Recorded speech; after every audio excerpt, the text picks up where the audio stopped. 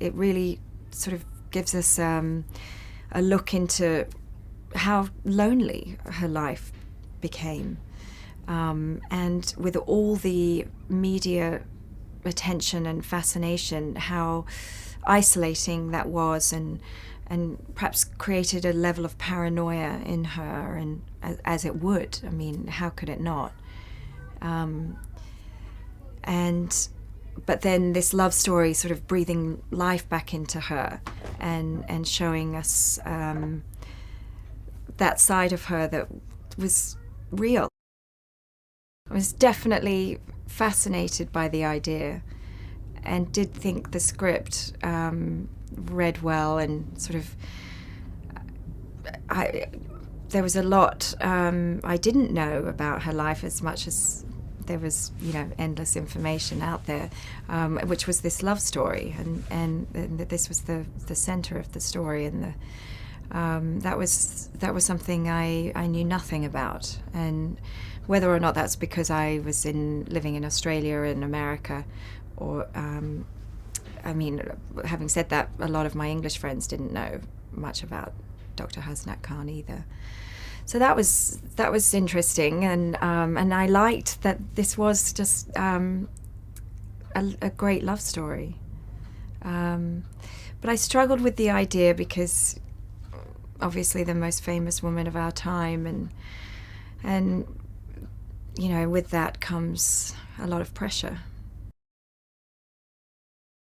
You don't want to get caught up in mimicry. The performance has to be a story, and a truthful one, and an interpretation. But with the Bashir, you want to get that as exact as you can. The phrasing of the voice, the looks in the eyes, and the way she articulates things, and so that was important. I had a lot of fear about that, but also it was good stuff to do. What we know is that of all the men that she was involved with post-marriage, this was the one that was kept most secret, and I think he obviously behaved incredibly honorably, unlike some of them. So this affair, this relationship took place over the course of a couple of years, and so they had a lot of fun together, dodging the paparazzi and media attention, and disguises involved sometimes, secret meetings late at night in parks, and so I think they had fun with that, and of course, the writer really tapped into that. I think she just probably fell in love with his mind, and he's a powerful man, not in the obvious sense, meaning successfully powerful, financially, all those ways that we tend to define power, but in that he was an alpha male. He had a great sense of himself, and strong, and very, very intelligent, and I think he just had a lot of integrity, and I think she was just immediately drawn to him, and he brought out a confidence and an intelligence in her that that she wasn't, or it seemed like she wasn't always so free with, but with him she was able to. As an actor, you're always looking for women who are complicated and full of contradictions, and I'm interested in watching those films and following those stories, and I'm also in life interested and drawn to those kind of women in my friendships. Playing a character that's just one color is boring, and watching that story is deathly boring.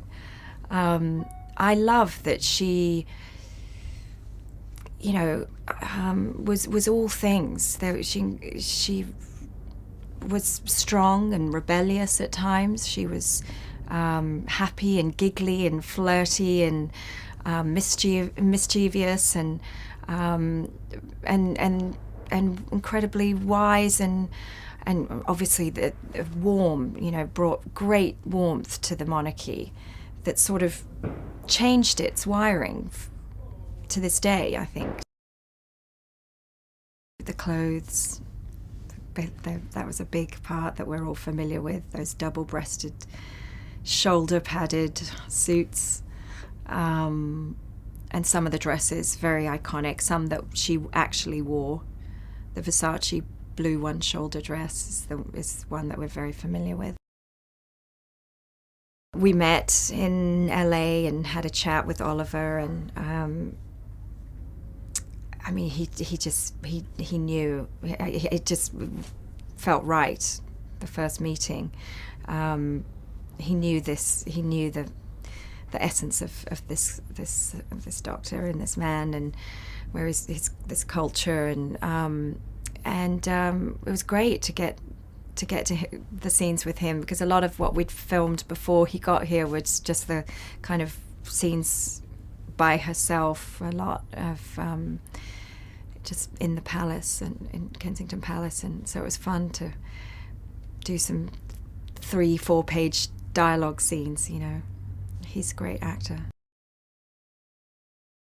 Oliver's fantastic. I mean, look, that film Downfall was clearly a masterpiece of a film, and I had seen that film a couple of times before I met with him.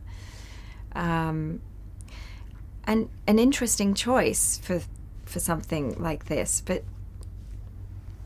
kind of an interesting one, because it makes sense to be slightly removed from it, he's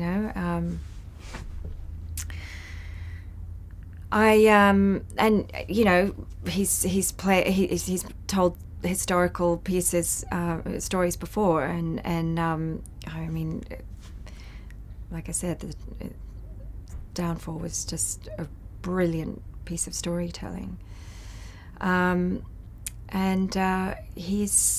he became obsessed with it. He's just in that world. In the beginning, before we started shooting, he was sending me the perfume that Diana wore, and endless little tidbits of information, and we would sit together and compare stories.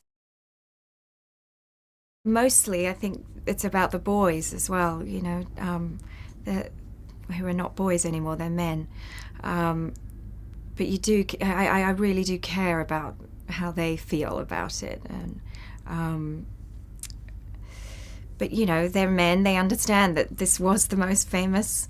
Their mother was the most famous woman of our time, and so there's going to be obvious interest in her years after her death, and it's an important piece of history and a story that had to be told and would be told.